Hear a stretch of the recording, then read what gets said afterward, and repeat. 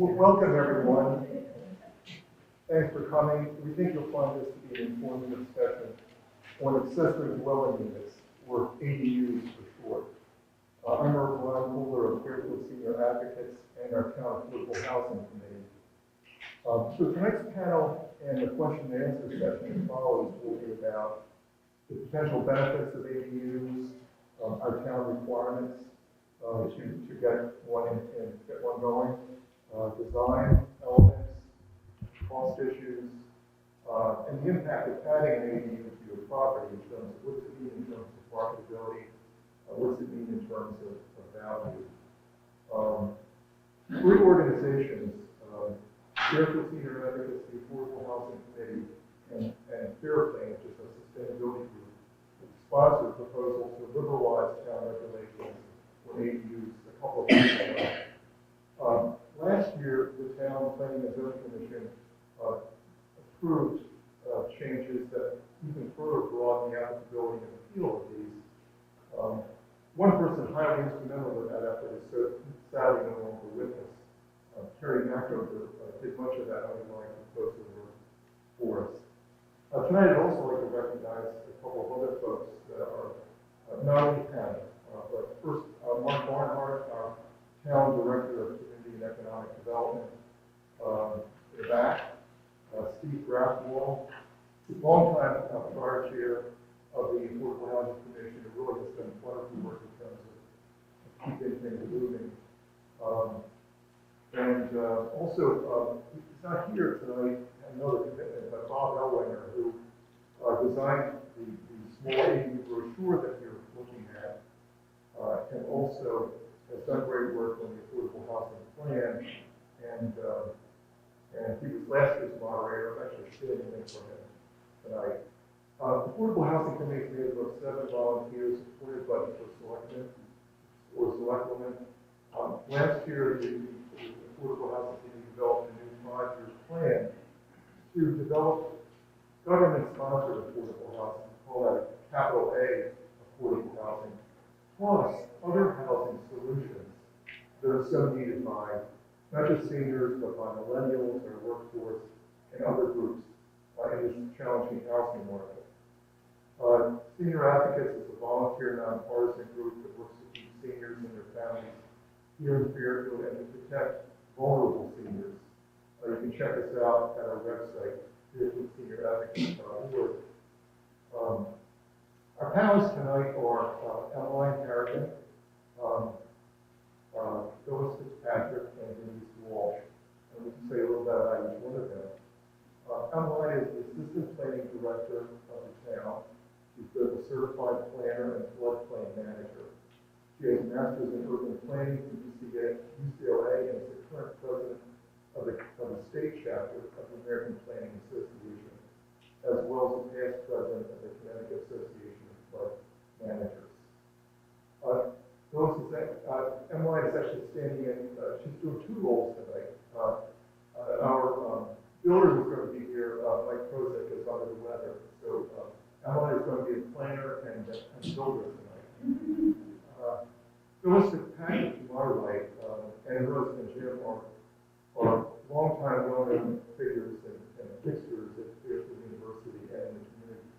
They're 50-year plus town residents, and they are in the process of developing ADU. So that'll be an interesting discussion. Denise Walsh has over 25 years of real estate experience. She's the owner of Denise Walsh and Partners, an affiliate of Northern Rivers Real Estate. She is a longtime Fairfield resident who's been very active in supporting community causes. So each panelist will take up to 10 minutes or so, maybe a little more for Emmeline, since she's 2 people tonight, to share their experiences and expertise around ADUs. Then we'll have a lot of time at the end to talk about questions, which really is sort of the highlight of the session. We're recording this on FairTV, so you don't have to remember everything. You can go back and look at it later. It'll be online, available online, and available certainly for those who can't attend to watch.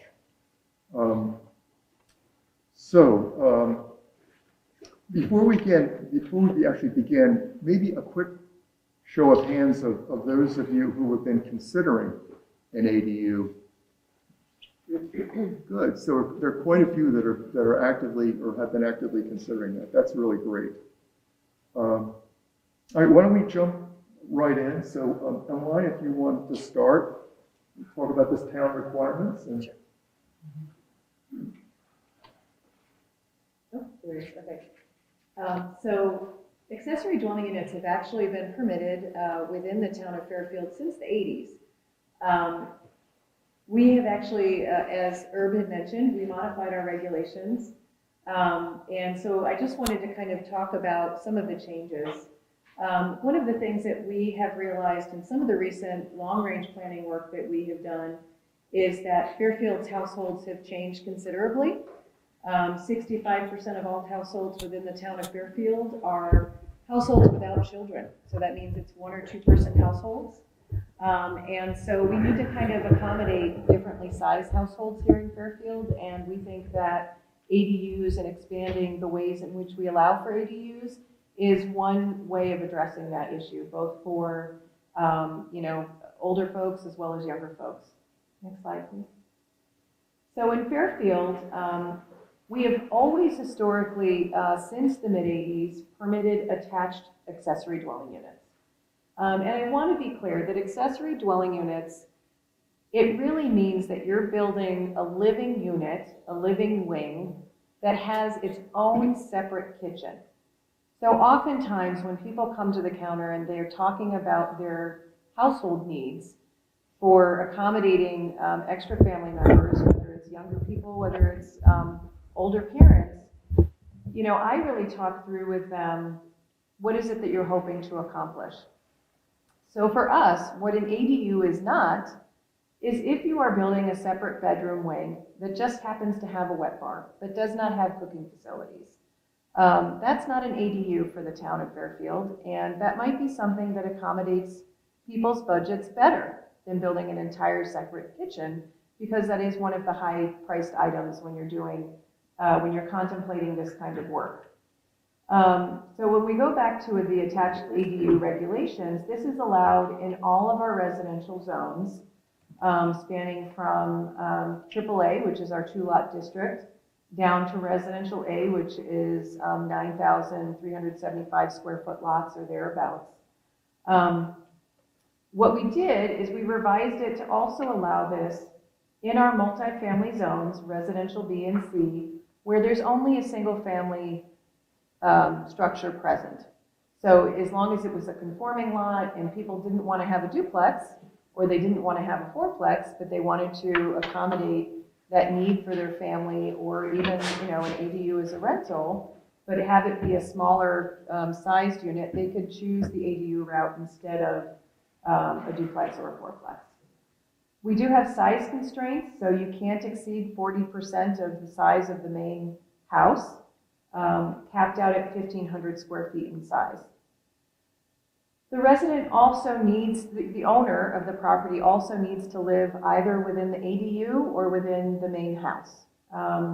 We do not have a blood relation restriction, so if in the coming years you choose to build an ADU to accommodate a family member, if that family member no longer has a need for whatever reason, you are permitted to rent out that ADU.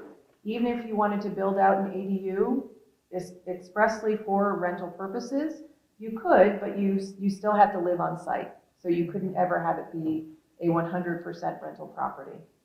The only place where we do not allow for accessory dwelling units is in our beach district zone, which is largely Fairfield Beach Road, Old Dam Road,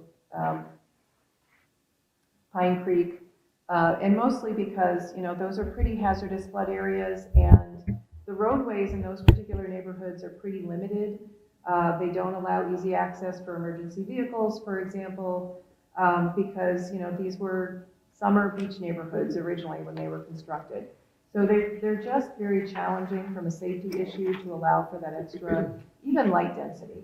So even when the regulations were created in the 80s, this was an area where they were not permitted. The newest change within our regulations is that we presently allow for detached accessory dwelling units. Several years ago, when this revision was brought to the Plan and Zoning Commission, our Plan and Zoning Commission discussed it. There were board members, frankly, who didn't see any reason not to allow detached ADUs everywhere where presently attached ADUs are permitted. But there were several board members who felt like a test run was appropriate, and so they recommended that we allow these in our largest lot zones to start. So right now that's in the AAA, which is a two lot zone. AA, which is a 2 acre single family home zone for the AAA. AA is 1 acre, and R3 is a 20,000 square foot lot zone. So in those circumstances, like the example that you can see here, which is one of our ADUs in town, this is an ADU over a 3-car garage, so about 800 square feet for this particular ADU. Same requirements, not more than 40% the size of the main house, capped out at 1,500 square feet. Same thing, the owner has to either live in the detached ADU or in the main structure, doesn't matter to us which.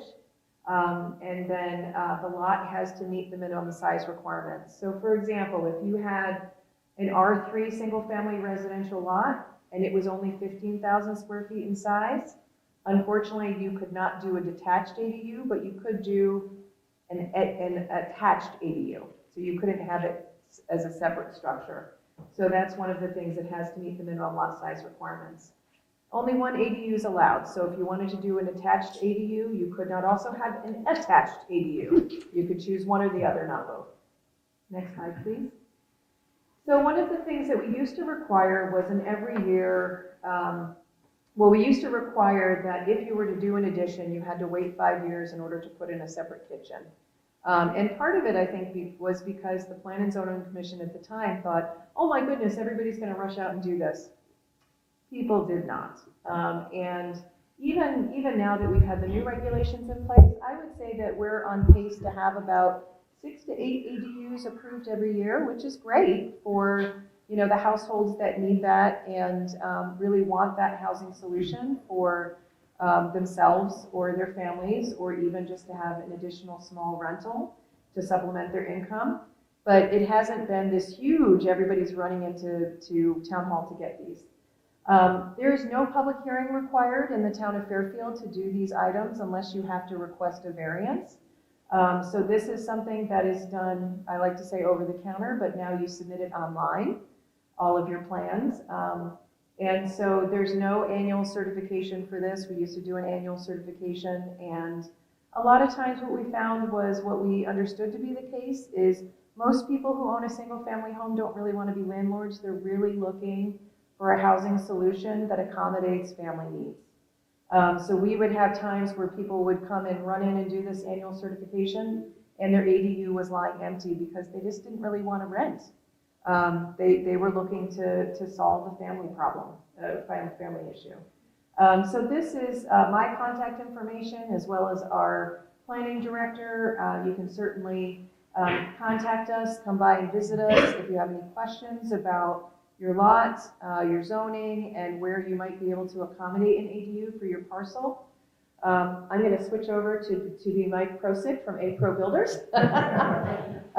So this is an attached ADU that they constructed for their clients' elderly parents.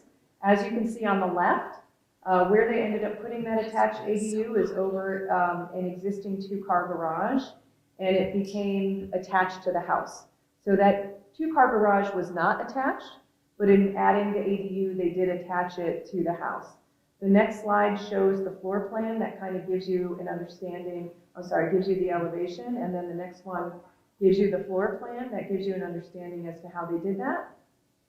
I think, I'm speaking on behalf of the builder, but one of the things that he said was that originally this was really just going to be a wing. And then they decided that they really did want that second kitchen.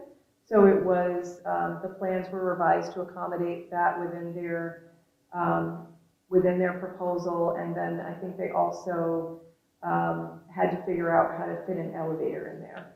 You could see from the original photo that there was a grade change, but they're able, I think, to scrap the elevator, but then do a driveway to the right of the garage, where there's more of an at-grade entrance in the back. In this particular scenario too, it is a family member, so they have a direct kind of relationship into a shared mudroom that allows them to kind of flow between the two spaces fairly easily. That's not a requirement here in Fairfield, and I know in other communities, you almost have to enter off of a shared room and then get into that ADU wing. That's not a requirement here in Fairfield. So, you could have an entirely separate, not accessible to the other unit type of situation. One of the things, so Mike was very helpful and gave me some of the information that he was going to present, and one of which is here in Fairfield. So if you look at the pictures of this ADU, this is kind of an open concept where they have kind of an eating kitchen area, an island that has seating. Behind where that seating is where the bedroom's located and the full bathroom, with the living room kind of in the front, kind of towards the front of where you enter that garage.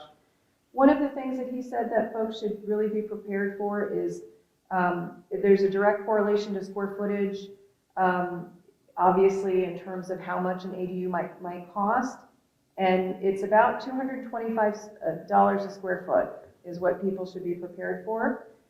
Finishes have a lot to do with the increase in the cost. Finishes can run an additional, depending on kitchens and trim details, that can add another 90 square foot on average. So, work with your builder, work with your designer as to those things that you'd really like to see. Land conditions, obviously, plays a big part in where siting an ADU might be appropriate.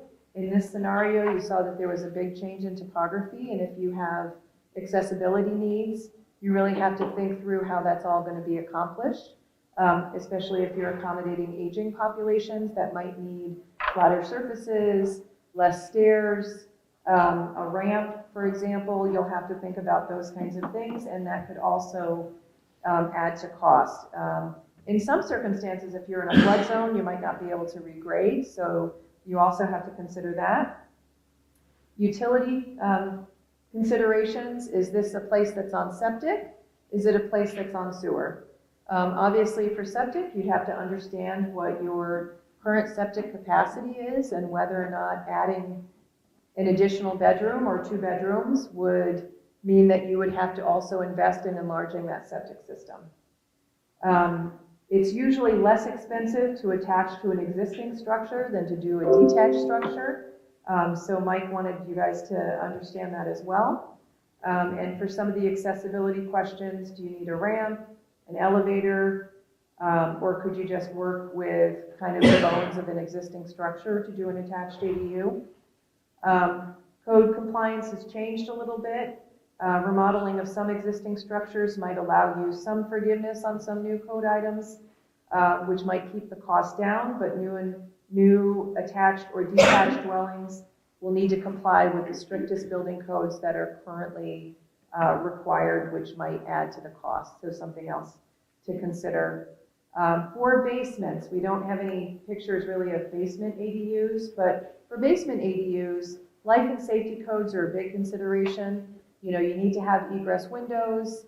For example, if you just have a Bilco door, you might have to look into the cost of doing a more suitable exit out for fire safety purposes. And then, of course, I think in my conversation with him, he said the supply chain issues are getting a little bit better, but you do also need to kind of keep that in mind with any kind of construction, that some things there's still a delay in getting some materials. Of course, you should engage with us, the town of Fairfield, for both your plan and zoning requirements and for those building code requirements. So, thank you. Thank you, Emmeline. So next will be Phyllis Fitzpatrick, the prospective ADU owner. Okay. Can you hear me? I hope. No? Okay. All right, so there's our existing house. And I have to give credit to Bob Elwanger, who ran this forum last year. Probably in around February or March, we were having dinner with he and his wife, and we were talking about it was time for us to get out of our colonial. Well, we're 5 years away from thinking that, but we were planning to get out of our colonial, which has the master bath and the master bedroom upstairs, and move into a ranch. And he brought to our attention the possibility of an ADU, which we hadn't even considered. So when we started to think about it, we had three things in mind. We knew that within a period of time, we needed to be on one floor. Then when we started to look at ranches in Fairfield, many of them are older ranches. No one's building new ranches. And it meant that if we did buy a ranch, we were going to have to retrofit it. We were going to have to do a lot of renovating. The interest rates went up. We currently have a small mortgage on our house at 3.25%. So to buy a house at 7.5% was something that we just didn't think we wanted to do. And then we started talking to our daughter. We have a daughter who lives in Black Rock. She has two daughters. She has two children. She's a teacher in Fairfield. So any of you that might have children or grandchildren at Fairfield Woods, she's one of the teachers there. She lives in a 3-story, beautiful townhouse, almost on the water in Black Rock. And when she bought it 8 years ago, we really thought that we would flip houses. Well, 8 years ago, I wouldn't mind walking up 3 flights of stairs to get to the bedroom, or the 2 flights of stairs to get to the kitchen and the dining room. It's not happening now. So we had a conversation with our daughter and our son-in-law to see if this is something that they would be interested in. It would get them into Fairfield at a lower cost of a house that has 3 bedrooms and 2 baths than if they were trying to buy on their own. And also it will provide for us an opportunity that down the road, when we need to have family care, that we're going to be in the backyard.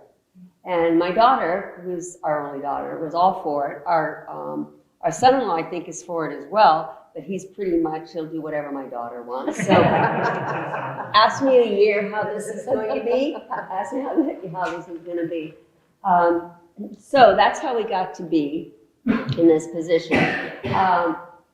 Things that we had to do a variance. So we have, I don't know if the plan, is the plan Yeah, up there? next page. Oh, there's the next page. So when we designed this, we had thought that we were in the zoning for a detached, but we had a very good contractor who has a very good relationship with the town. And that's one of the advices I would tell you, is to make sure that your general contractor understands Fairfield and has done work with the town. They came back and said, no, we have to be attached. And we are building right behind our 2-car garage. And in our conversation with our daughter, we had 2 stipulations. One bay of the garage was going to be mine. That was one. And secondly, with this, we don't have a lot of storage. So we have a finished basement and an unfinished basement. And we all agreed that the unfinished basement could still be storage for us, for things like Christmas decorations or the winter clothes that I don't want to put in this unit, because right now we have spread out. My husband and I have spread out into all the bedrooms. So we have a lot of closet space.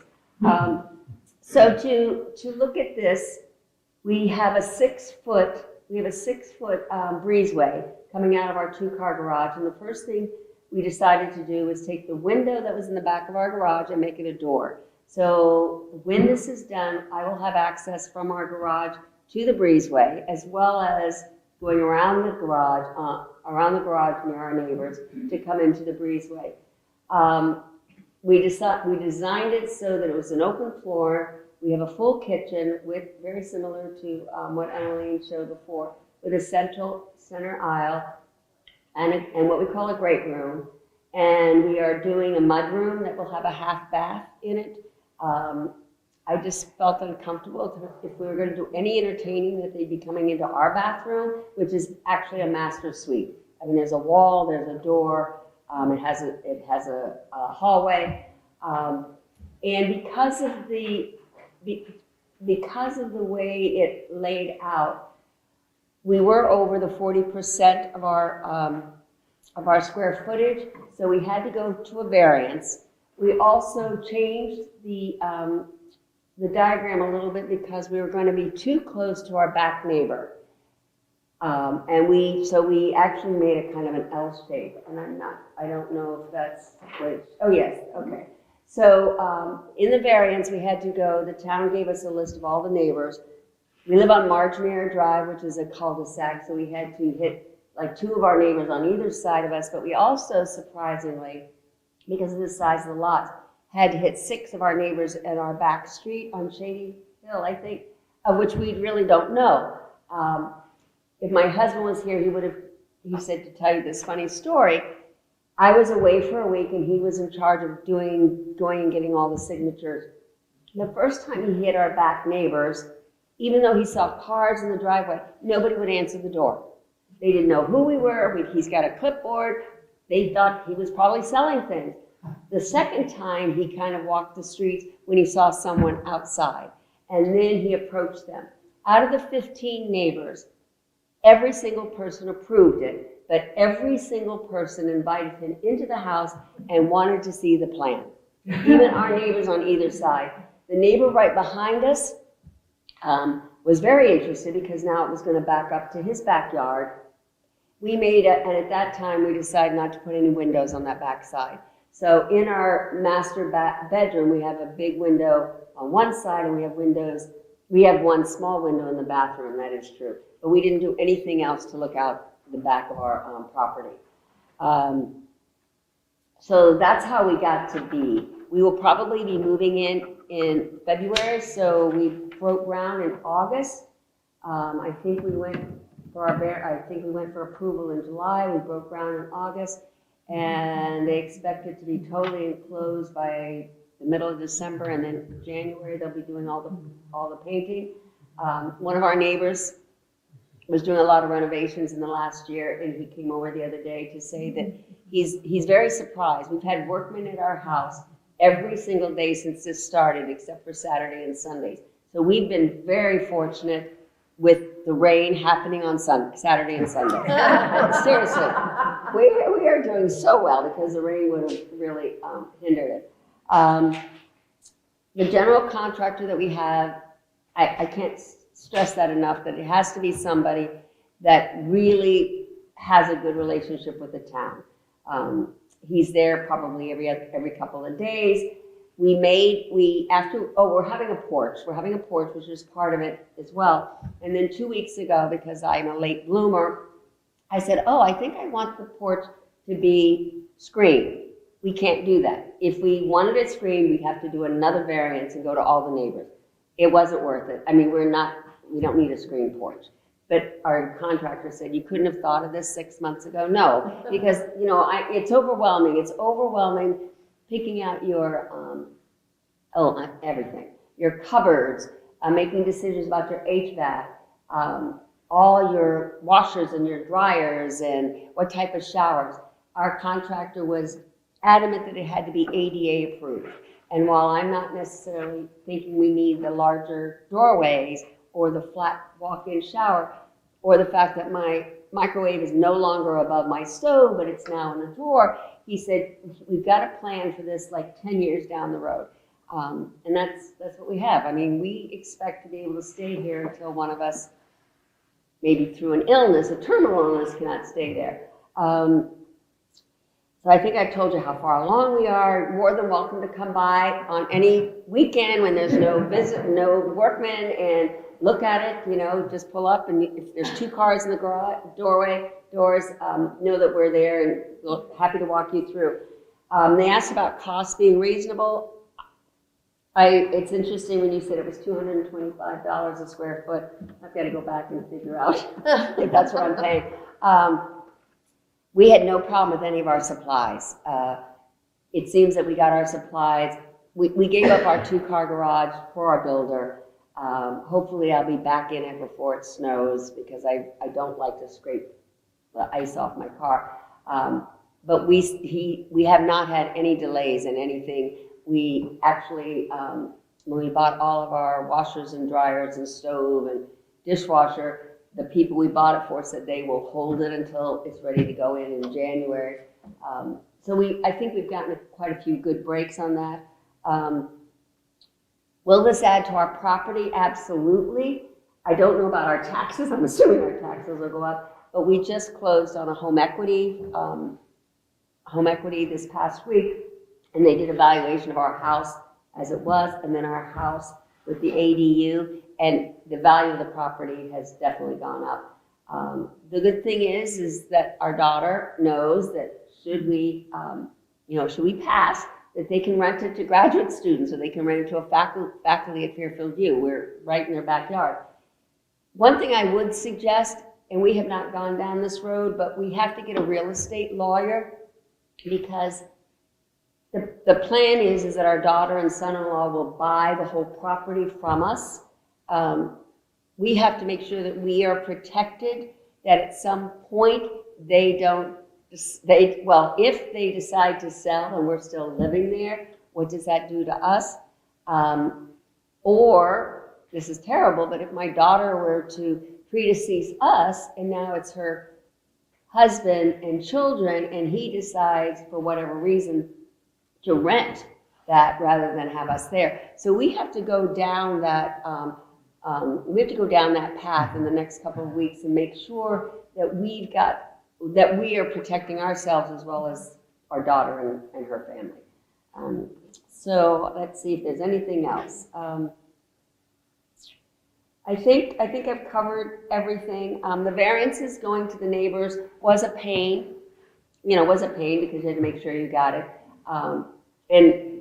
The other thing is when you go in front of the board, is it the zoning board? The Zoning Board of Appeals. There's 5 people on the board. One person can say no to you. If 4 say yes, 1 can say no. We didn't think that was going to happen, but sometimes, it could just be it's a rainy day or somebody's in a crappy mood. I thought it had to be unanimous, but at least this way 80% had to say yes. But the fact that one person, not the majority, but one person could say no was a little bit of a stressor until it happened. We didn't speak to it. Our contractor felt that he had enough knowledge about it, could answer the questions, and actually thought it would be better if we weren't there. So that's really everything I have to say, but I'm happy to answer any questions at the end of the program. Okay. Thank you, Phyllis. And now Denise, our realtor. Hi. Just a show of hands, just because I had prepared some information for everybody, but how many of you are thinking of doing the ADU for investment purposes? In other words, to rent it out? Okay. Okay. Just because it's a different way of looking at the ADU as far as value and income.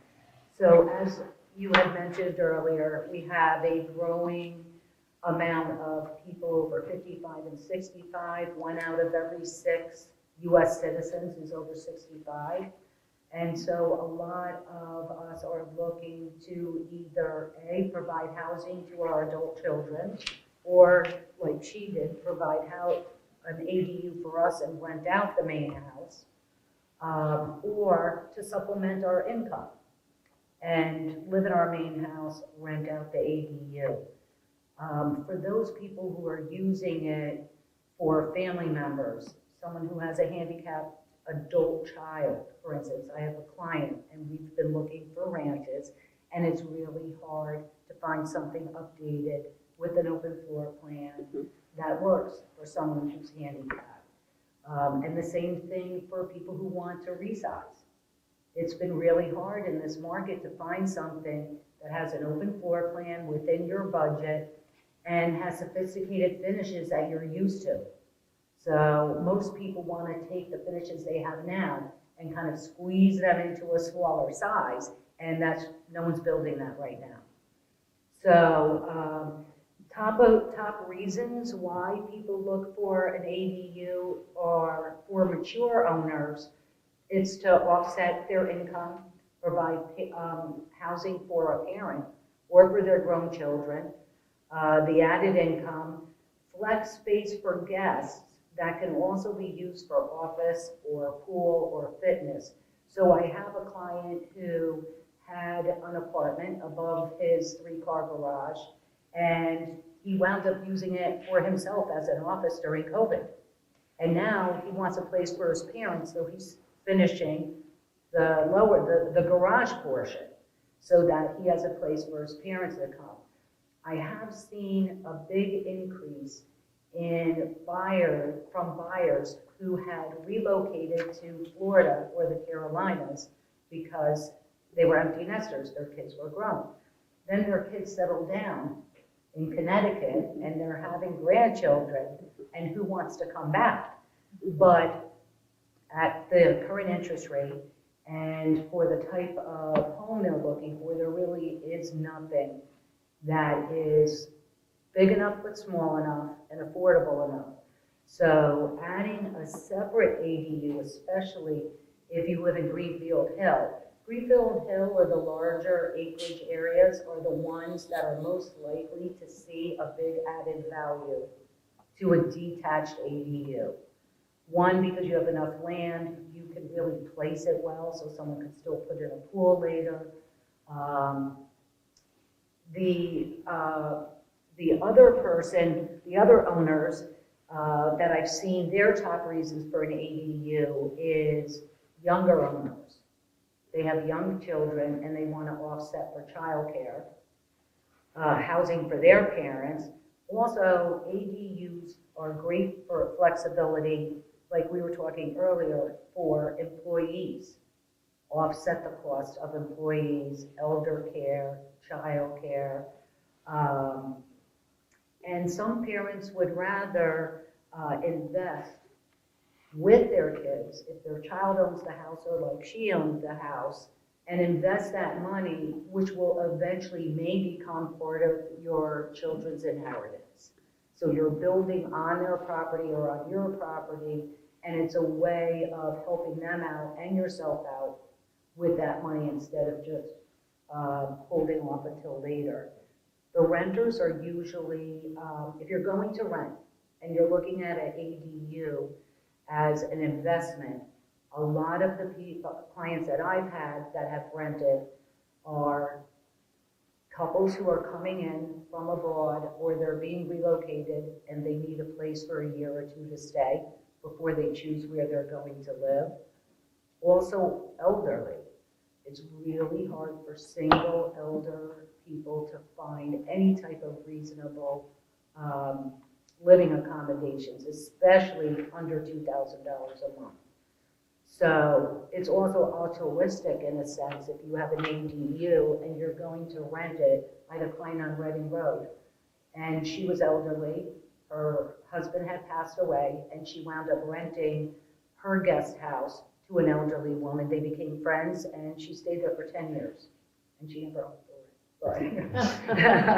So the only thing that you should be careful of if you're planning to invest in an ADU and rent it is, in my opinion, Connecticut is a tenant-friendly state, and you have to be very careful. We all saw that in COVID. A lot of us agents really had clients who we had to help get unpaying tenants out or finding a way to show the accommodations while there's tenants there who are kind of squatting.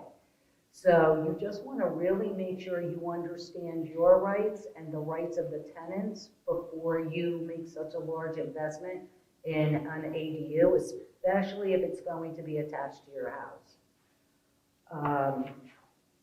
So some of the advantages, I'm actually going to skip to value. I spoke with 2 different people before I came here, and for mortgage, I spoke to Jay Calisano.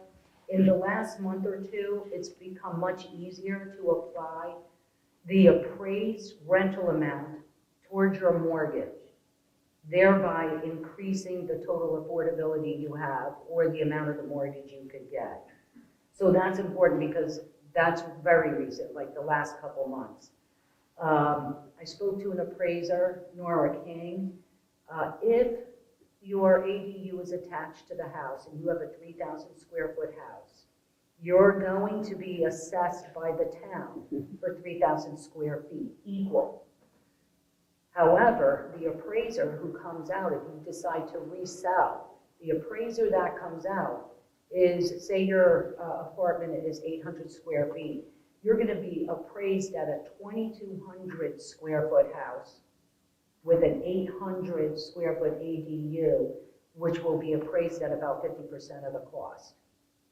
So that's important if you're making an investment decision. It's less expensive to renovate or reconfigure inside a house, but when you go to resell that house, A, it's going to appraise for less, unfortunately.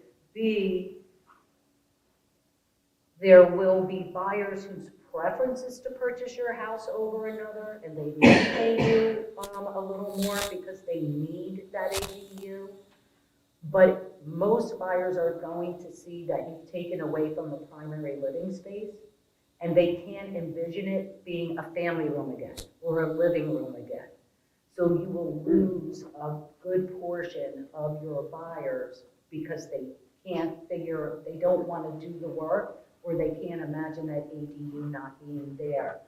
So again, the separate detached ADU for investment purposes or evaluation purposes, you're going to get a little more value back via appraisal if someone's going for a mortgage. And also, we've seen in the sale of homes with separate ADUs that their values do increase. Like yours increased, that was new construction, that was an addition. It wasn't reconfiguring space in the house. So she left her primary living space the same, so it's not going to feel like someone is shortchanged. The other thing, taxes, for a newly constructed ADU, I figured maybe it's about $250,000. So the town would assess you, and once you apply our mill rate, that's another $4,800, could be another $4,814 in taxes per year. Whereas if you're reconfiguring your space in the house, or you're adding on to the house, like she did, as opposed to separate, your taxes may not go up as much. But that is definitely, from an investment standpoint, you want to take a look at how that's going to affect your taxes. Rental income, for those who are thinking that they may at some point want the ability to rent their ADU. In Southport, Spruce Street, 984 square feet, was a third floor apartment. It rented for $22,550, was almost 1,000 square feet. On Prospect, a 1,321 square foot, 2-bedroom, 1 bath within the home. That was, with outside the home was $5,500 a month. Collingwood, which is in Stratfield section, that was a 1-bedroom, 1 bath, 900 square feet, $2,500 a month. When it's in the above a garage, which actually sometimes, depending on how your garage is structured, it seems that that's a great spot if no one is handicapped, or if no one is elder and has problem doing the stairs. Those rent for about $1,500. If it's attached to the house, not new, older, maybe you haven't provided extra laundry facilities, things like that. They don't have their own garage, about $1,500, $1,600 a month. Are these numbers you're quoting for units which are not separately metered? Yes. Okay. So that's a very good point. A lot of So the homeowner is absorbing the cost of the utility. Yes, so that's a really good point. I actually have made a note. I didn't mention it yet. The great thing about adding on is you can plan for those extra, the extra meters, so that you can charge the renter for utilities. These numbers I'm quoting generally include utilities, and many of them come furnished, which is a plus and a minus. So some people don't want, so I had somebody who was on a split level in the lake area, They had added on, her daughter lived there, and then she decided, as her daughter got married and moved on, to rent it. And we were able to get $1,600 one year. The next year it was much harder to rent because she was attached to the house directly. You opened the door and you were in her hall. So there was and you could hear noise back and forth. So that's the other big consideration if you're going to add on to the house or reconfigure in the house is noise level. So if you're doing this for yourself or for a family member, you still want to think about that and talk to your builder about extra soundproof insulation, because it's going to make a big difference, especially if there's someone above you. So, and for utilities, these numbers I just quoted now. So small, 350 to 500 square foot in the house, about 1,600. Attached to the house, you know, you're up to 2,000, 2,200. As soon as you are separate, if you're up to that 1,500, depending where you are and how the house has been finished, you could be several $1,000s. And if it's furnished and you could do shorter term, you could be 4,000 plus. So Just as a follow, can ADUs be separately metered or must they be incorporated into the main house? In our case, because it's attached, it can't be separately metered.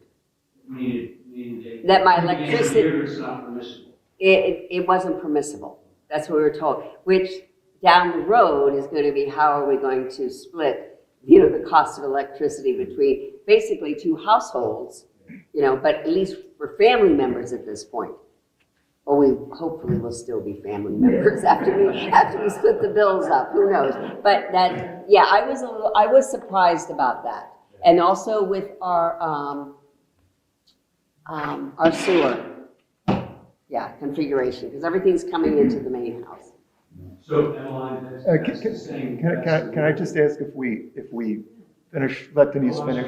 oh yeah, Let's let Denise finish up. I think she's close to that. and Yeah, then I'm we'll go to the just questions. about, I just want to see if there's anything. So just to remember too, some of the advantages of in-home are more buyers right now are looking to take their parents in or to take an au pair in. It's less expensive to do that reconfiguration or that addition than the detached. If you no longer have use for the ADU, you could change it into a family room, a first floor master suite, which would really, that would enhance the value of your home if you had to take a first floor ADU and change it into a nice first floor master suite. It'll probably be more affordable. The advantage of the detached, much more privacy, it's much more attractive. It typically adds more value. They're perceived more as a guest house, more where the ADUs that are connected are more viewed as apartments or in-laws.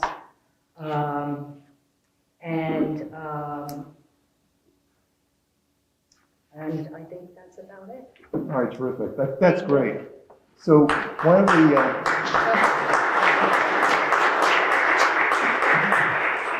so why don't we jump into questions now? And I'll just ask, I'll try to repeat the question for the benefit of FairTV and also for the panel. So, sir? I had a question for Emmeline, and the question is, you mentioned, and I think it may have been a little bit garbled, but you mentioned the finishing costs could add potentially $90+ per square foot. And I just wanted to clarify that. Is that an up or what? Okay, a question had to do with the cost of finishing costs in terms of the impact on the total. Of the finishes.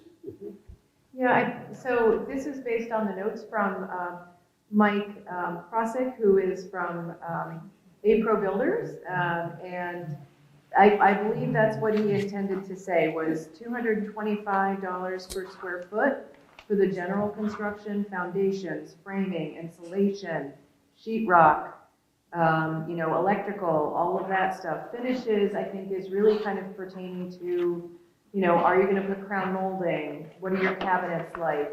What kind of finishes in the bathroom? And so I think that's where there was a difference between the construction and then what you choose, how you choose to finish the space, but those are always additive.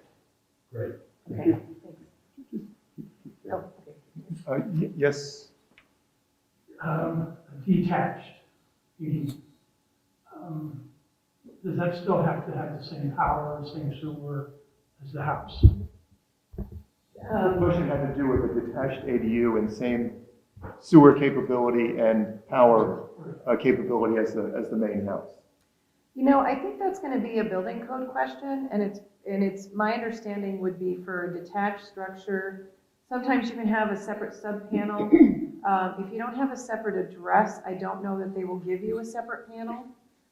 So that's where, it kind of depends. This is where it's the difference between, you're not doing a duplex, you don't have two separate independent units, you have an attached dwelling unit. And so I think that's where the building code treats it a little bit differently in terms of it all having to be kind of semi-connected. The one benefit, though, is I think previously for detached ADUs, if you had a septic system, state statute presently didn't allow for you to have that be within the same system. I think state statute used to require, or the DEP code, whatever it was, used to require a separate septic system. I think now, with the recent state statute that passed, I think you can, as long as you can accommodate the total number of bedrooms, I believe it can be part of the same system. We don't have that come up too often, but that's what I've been led to understand. Great. Any other questions? Okay. I actually have three questions, but they're sort of all related. You mentioned down by the beach that it's not allowed down by the beach, but when I think of a tiny home, different from construction and all that, but a tiny home, is that something that would be allowed at the beach? If it's still on wheels, is what I'm wondering. In the beach district zone, no. In part because, we have really significant flood zones down there. If you drive down Fairfield Beach Road, that whole first story is not occupiable. So a tiny home, we don't allow for mobile homes anyway in that area. And there's just not enough space. I mean, to be honest, these are lots that are severely undersized. It's a roadway where barely you can get two cars that pass each other without having I understand. Yeah. My other question was, if you have a detached building that was a garage, and you want to put a bathroom but not a kitchen, do the rules apply the same? And then my follow-up to that would be the city sewer system. What are the rules around that to add a toilet to the garage? You want to just repeat that, Yep. basically? Yeah, why don't you do it? So I think the question had to do with whether or not you can add plumbing to a garage, and how the town's sewer system allows or doesn't allow for that. In the town of Fairfield, when you have an accessory structure like a garage, there are two limitations, and that is that you cannot have cooking or sleeping facilities in a detached structure. So right now, depending on the zone that you're in, I mean, if this is the flood zone, it's a very different consideration, but if it's just a regular garage where you have a garage that's maybe split between a home office and a place where you park your car, you can have a restroom there, and it can attach to your regular sewer service to the house, but you can't have sleeping or cooking. Those are the two restrictions for accessory buildings in the town of Fairfield, unless you get approval for a detached accessory dwelling unit if your zone allows for you to do that. I'm sorry, I was following you for a certain amount, but they can have a toilet, they can't sleep in it. You can have a toilet, but you don't have a kitchen unless you get, approval, is that right? Yes, that's correct. Okay. Yep. Yes, one over here. About the thing, the garage, unless you have approved to convert that garage into ADU, right? But if you don't get that approval, then no, you cannot make that sleeping and cooking. That's correct. Is there a difference between detached garage or attached? Is it the same rule line? No, if you have a garage, so for example, in Fairfield, we have attached garages that may have rec rooms above it, but they're also attached to the house. So, you know, if you have or you can have even something attached on the other side as long as it's part of the house. So, you know, a detached structure is intended to be accessory to the main house unless you get an approval for a detached accessory dwelling unit. But we do have people, for example, that have pool houses where there's no sleeping or cooking, but they can have, I don't know, like a sink where they have like a small wet bar. Again, so if we go back to, I think Denise's consideration, where if you need to convert a portion of your house to accommodate family members, you know, one of the things that you can think about is how often are you going to cook together as a family? Could you make do with just doing that wet bar scenario so that you don't have that rather significant upfront investment of an entirely separate functioning kitchen, as well as then the consideration of what do you do when that need no longer exists, and you want it to return that back to the total square footage of your home. Doing something like a wet bar might be a better solution for microwave popcorn, right? So. I have two questions. First of all, thank you all very much. Very informative. First question is, you said that there's only one ADU permitted per property.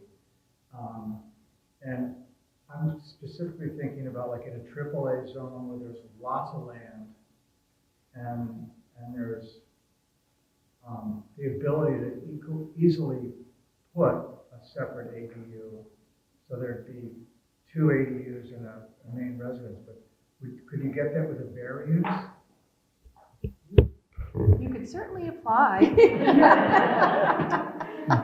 I'm just wondering, is there a hard and fast rule that it's not acceptable, or is it a possibility? Well, you know, the zoning regulations, I think, again, you know, our intention is that, you know, it's really, I think the primary discussion with this was, is there a way in which we could better accommodate the needs of changing families and households? I think that when you're looking to do multiples on a property, and I will tell you that there are some very large estates, like in Greenfield Hill, for example, where you will find 3 different separate structures, usually the smaller accessory ones. If you've got a main house that's 6,000 square feet, you might have a caretaker's cottage that's 800 square feet. You might even have 2. With today's regulations, you're not going to get there without applying for a variance and expressing a hardship. The question, for those of you on FairTV, the question had to do with, could you have more than one ADU on a AAA zone? The answer is no, and then the issue is could you, in fact, apply for a variance? You had another question? Well, just to follow on that quickly, so that, I mean, part of the point of the ADUs is to allow for there to be more density, and so that's why I was kind of pushing back on that a little bit. And then my other question was, can you explain to me why it would make sense to qualify as affordable housing with 830G rather than just not applying for that? Because it says there's a 10-year deed restriction when you do that, but you don't need to do that, right? So the question has to do with whether or not you have to deed restrict an accessory dwelling unit and make it affordable, and you really don't. And I think that we have gotten, you know, in order for it to count towards the 830 tracking, I think the Department of Housing has said that a 10-year deed restriction is not sufficient. It would have to be a deed restriction of a longer term. As most mortgages are only 30 years, I think most homeowners who we have talked to are not interested in doing that. That being said, there's no minimum rental rate requirement. There's no maximum rental rate requirement. It's really up to that property owner who chooses to rent that unit. They can give a discount rate for a family friend. They can choose to see what the market will bear and charge as much as they want. And if somebody's willing to pay it, then that's fine too. We don't really establish those rates. Again, we put it in there that if somebody did want to deed restrict it, that would be great, but we have not had any takers. Yeah, you actually can have a third person, I think, in a deed restricted ADU. I think that's one, at least minor difference in terms of the eligibility. Yes, the structures being built under the 830G, do they have similar deed restrictions for 10 years? Or are they wrong? If I was building a 60 unit under the 830G. This question has to do with 830G requirements in terms of duration of deed restriction. So we have deed restrictions that apply to two different things within the town of Fairfield. For an 830G development per the Affordable Housing Statute, those are required to be deed restricted for 40 years. And they are deed restricted to households that don't exceed 80% of median income for 15% or half of those 30% of the units, and then the other half have to be deed restricted to incomes that don't exceed 60% of the median income. The other thing that we have here in the town of Fairfield is an inclusionary housing requirement for our multifamily developments that meet our zoning regulations and are within our transit-oriented development districts and our commercial corridors. For any development project that is over 10 units, those are required to be deed restricted for the lifetime of the building here in Fairfield. But those are limited to 80% of the median income. An ADU application, is it safe to say that all have to go through the board's No. The board of, they have to be reassessed, you mean? They get reappraised? No, I think the Oh, the question has zoning to board do of appeals, no, they don't. So if you meet all of our requirements, so we have a separate section within our regulations that specifically pertains to accessory dwelling units. And if you meet all of those standards, you do not need a public hearing. You don't have to go before the zoning board of appeals. The zoning board of appeals is only if, for whatever reason, you couldn't meet a side yard setback, you couldn't meet lot coverage. In Phyllis's case, her ADU was slightly larger than that 40% limitation, based on the way that they needed to configure that unit. But other than that, if you can meet all of our requirements, again, this is an online permit. There's no public hearing as long as you meet the criteria that are established within our zoning regulations. Lastly, I'm not sure what the definition of a kitchen is. You mentioned by bar, a kitchen. I just need a sink, a college half refrigerator, and a microwave. That's a wet bar. Okay. Yeah. That would not work. No, that would be a wet bar. So if you are, that would not be a full kitchen. So a full kitchen is a stove, an oven, cooking facilities. For the variance for detached, this is, get signatures of neighbors and stuff. There are forms that they. So what I would recommend is, I think when we talked about detached and attached accessory dwelling units, if you really would like to consider a detached accessory dwelling unit in a zone that presently does not allow it, there have been a few that have been approved by the Zoning Board of Appeals. You have to indicate what your hardship is. It might be based upon the fact that you're in a flood zone, you have an existing garage, there's space to do an addition above that garage, but if you do it on your house, for example, then you have to make your entire house flood compliant.